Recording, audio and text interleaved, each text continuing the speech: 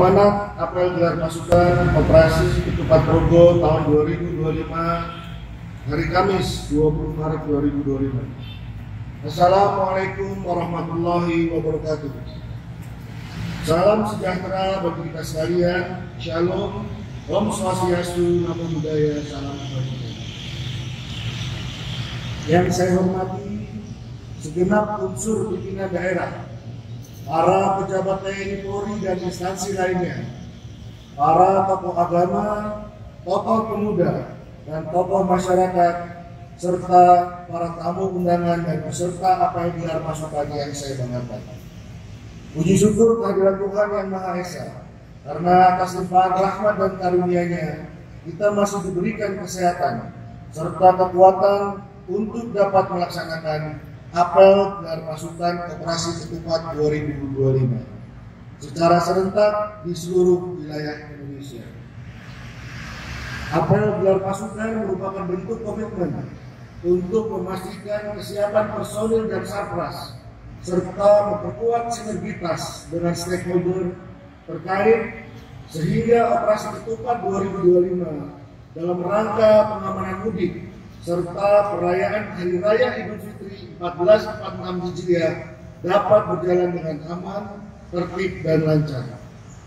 Peserta apel dan para hadirin yang saya hormati, berdasarkan survei Kementerian Perhubungan Republik Indonesia, potensi pergerakan masyarakat selama libur Lebaran 2025 mencapai 52% dari total jumlah penduduk Indonesia, atau setara dengan 146,68 juta orang.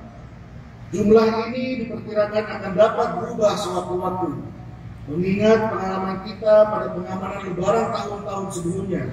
Jumlah realisasi pemudik jauh lebih besar dibandingkan angka survei. Selain itu, terdapat stimulus kebijakan pemerintah yang memberikan kenyamanan dan kemudahan bagi masyarakat untuk melaksanakan mudik, antara lain diskon tarif tiket jalan tol, kebijakan work from anywhere, hingga perpanjangan masa libur sekolah. Selanjutnya, pemerintah juga memprediksi bahwa puncak arus mudik akan terjadi pada tanggal 28 sampai tanggal 30 Maret 2025. Sedangkan puncak arus balik diprediksi akan terjadi pada tanggal 5 sampai dengan 7 April 2025. Berkaitan dengan hal tersebut, Polri bersama TNI dan stakeholder terkait menggelar operasi ke pusat dengan sandi Ketupat 2025 dan mengangkat tagline Mudik Aman, Keluarga Nyaman yang akan diselenggarakan pada tanggal 23 Maret sampai tanggal 8 April tahun 2025 untuk 8 polda prioritas, serta tanggal 26 Maret sampai tanggal 28 April 2025 untuk 28 polda lainnya. Operasi ini melibatkan 164.298 personil gabungan dan akan menempati 2.835 pos yang terdiri dari 1.738 pos pengamanan, 788 pos pelayanan, serta 309 pos terpadu.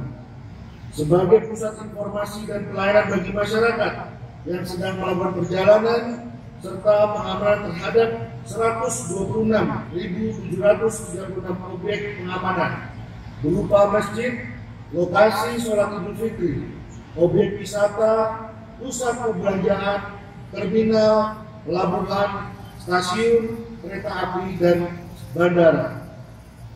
Peserta apel dan para hadirin yang saya banggakan, untuk mendukung pelaksanaan operasi Ketupat 2025, pemerintah telah mengeluarkan surat keputusan bersama yang mengatur tentang pembatasan operasional angkutan barang, penerapan rekayasa lalu lintas, penyeberangan laut, penghentian pekerjaan proyek konstruksi, dan pengalihfungsian sementara penimbangan kendaraan sebagai tempat istirahat bagi pengguna jalan.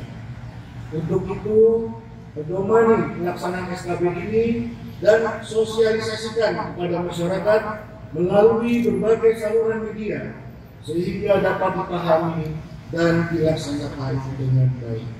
Di samping itu, dalam rangka mengurai kepadatan arus, telah disiapkan rekayasa lalu lintas berupa pemberlakuan ganjil genap, kontraflow, dan one-way system yang dilakukan berdasarkan analisa pantauan CCTV, traffic counting, serta laporan petugas di lapangan secara real-time dan berkala. Selanjutnya, dalam rangka menjaga kelancaran pada jalur penyeberangan, akan diterapkan delaying system, buffer zone, dan screening tiket, hingga pemberlakuan pola operasi kapal tiba, bongkar, dan berangkat. Selain kelancaran arus lalu lintas dan jalur penyeberangan, stabilitas harga dan ketersediaan bakopling serta BBM juga perlu mendapatkan perhatian. Oleh karena itu, lakukan monitoring ketersediaan pasokan dan fluktuasi harga, pastikan distribusi terlaksana dengan lancar dan tepat waktu, serta tindak tegas penimbunan. Peserta apel dan para hadirin yang berbahagia, pelayanan yang ramah dan responsif juga harus menjadi prioritas selama pengamanan mudik Lebaran 2025. Tampilkan sosok petugas yang humanis, berikan edukasi dan himbauan kepada pengemudi untuk istirahat sejenak guna menghindari microslip. Lakukan pengecekan kesehatan pengemudi, kondisi kendaraan, kesiapan rambu-rambu dan lampu penerangan, serta siagakan personil pada titik-titik rawan kecelakaan. Peserta apel dan para hadirin yang saya hormati, sebelum mengakhiri amanat ini, tentunya saya ingin mengucapkan terima kasih dan apresiasi setinggi-tingginya kepada seluruh personil pengamanan yang terdiri dari unsur TNI Polri, kementerian terkait, BNPB, BMKG, Basarnas, Pertamina, Jasa Raharja, Jasa Marga, Satpol PP, Dinas Perhubungan, Dinas Kesehatan, Pramuka, dan mitra Kamtibas lainnya yang telah berpartisipasi dalam mendukung operasi ketupat 2025. Di saat masyarakat berlibur untuk merayakan Idul Fitri bersama keluarga, rekan-rekan semua tetap berdiri tegak, memberikan pengamanan dan pelayanan kepada masyarakat. Selamat bertugas dan tetap semangat. Jadikan setiap langkah pengabdian sebagai ladang ibadah untuk menjadi ridho dan keberkahan Tuhan yang Maha Kuasa. Terakhir, saya juga mengucapkan selamat menunaikan ibadah puasa Ramadan dan selamat merayakan Hari Raya Idul Fitri 1446 Hijriah kepada seluruh umat Islam yang merayakan. Semoga di bulan yang penuh rahmat ini kita senantiasa mendapatkan ampunan dalam menyambut hari kemenangan dengan hati yang suci. Demikian amanat saya. Semoga Tuhan yang Maha Kuasa senantiasa memberikan perlindungan, kekuatan, serta keselamatan kepada kita dalam memberikan pengabdian terbaik kepada masyarakat, bangsa, dan negara. Sekian dan terima kasih. Wassalamualaikum warahmatullahi wabarakatuh. Shalom, Om Santi Santi Satyo. Jakarta, 20 Maret 2025. Kepala Kepolisian Negara Republik Indonesia, Pertanda Dr. Andes Listio Sigit Prabowo, MSI Jenderal Polisi. Selesai. Tanggal 24, karena memang prediksi arus puncak diperkirakan di tanggal 28 seperti yang disampaikan oleh Bapak Wakapolda tadi pada saat pelaksanaan bulan pasukan, begitu ya. Dan upaya-upaya secara teknis, yang pertama, karena sampaikan tadi kita telah melaksanakan koordinasi dengan Polda Jawa Tengah, ada konsinyes yang harus kita lakukan, antara lain kita akan memberlakukan buka tutup di gate tol Prambanan, di mana gate tol Prambanan yang akan mengarah ke Taman Martani dengan parameter-parameter tertentu. Ini bisa saya jelaskan bahwa kita tetapkan maksimum 800 kendaraan per jam. Apabila itu sudah melewati batas tersebut, maka seluruh kendaraan akan kita keluarkan di exit Prambanan untuk menuju ke Jalan Solo. Namun semasa masih di bawah 800, maka kita akan terus lanjutkan ke exit Taman Martani. Kenapa demikian? Karena exit Taman Martani ini akan bertemu dengan jalan LPMP. Itu merupakan jalan dengan kapasitas yang terbatas, dengan jumlah lebih kurang sekitar 1.500 sampai 1.600 kendaraan per jam, yang mana saat ini pun existing sudah dilalui oleh kurang lebih sekitar 800 kendaraan per jam, sehingga hanya ada alokasi 800 untuk arus lalu lintas yang berasal dari jalan tol, begitu. Dan kita juga telah menempatkan atau memasang CCTV dengan fitur traffic counting di exit Taman Martani sebagai parameter, yang mana ketika itu sudah mendekati 1.600, artinya kita akan sampaikan kepada gate tol yang ada di Prambanan untuk dilakukan pengalihan. Demikian. Artinya kalau kan pasti ada dan pos, baik yang sifatnya mobile maupun statis.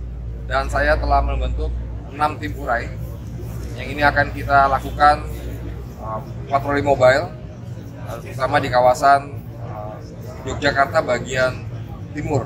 Termasuk kita tidak lupa untuk melakukan rekayasa di jalur menuju dalam kota.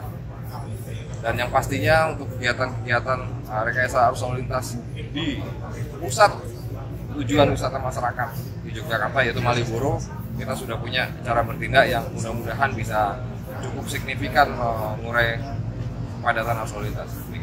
Berarti yang Taman Martani itu artinya kalau kendaraan padat justru akan ditutup ya Pak?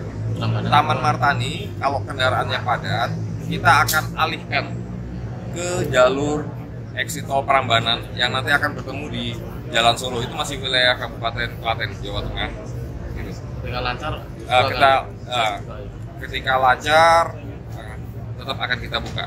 Kenapa demikian? Ini dalam rangka mengantisipasi bahwa exit tol di Taman Martani itu kan fungsional, bukan yang seharusnya diberlakukan sebagai exit tol. Sehingga ketika jalan tol itu keluar, bertemunya dengan kelas jalan yang jauh di bawah jalan bebas hambatan. Ini yang perlu menjadi catatan serius bagi kami, sehingga jangan sampai terjadi skema bottleneck atau mungkin hal-hal lain yang sifatnya bisa menghambat kelancaran arus lalu lintas. Intinya di jalur jalan tol tidak boleh ada kemacetan, karena jalur jalan tol ini infrastruktur pendukung untuk warga masyarakat seperti misalkan restoran, rumah sakit maupun stasiun pengisian bahan bakar kan terbatas. Jadi secara logika lebih baik kita arahkan meskipun sedikit agak tersendat, kalau di jalan arteri itu lebih mendukung kepada masyarakat. Mereka bisa dengan cepat misalkan mencari tempat-tempat yang seperti yang saya tadi. Kalau evaluasinya Pak kemarin jalan katanya sempat masih kurang rata. Betul. Kemarin kita laksanakan pengecekan bersama Polda Jawa Tengah minggu lalu. Memang masih beberapa ruas, terutama di sambungan-sambungan jembatan itu masih belum rata. Tapi pada hari ini menjelang tanggal 28 kita pastikan lagi bagaimana posisinya. Tapi yang jelas saya yakin teman-teman Jasa Marga juga memiliki parameter asesmen tertentu yang bisa menentukan bisa atau tidaknya buka jalur fungsional Taman Martani.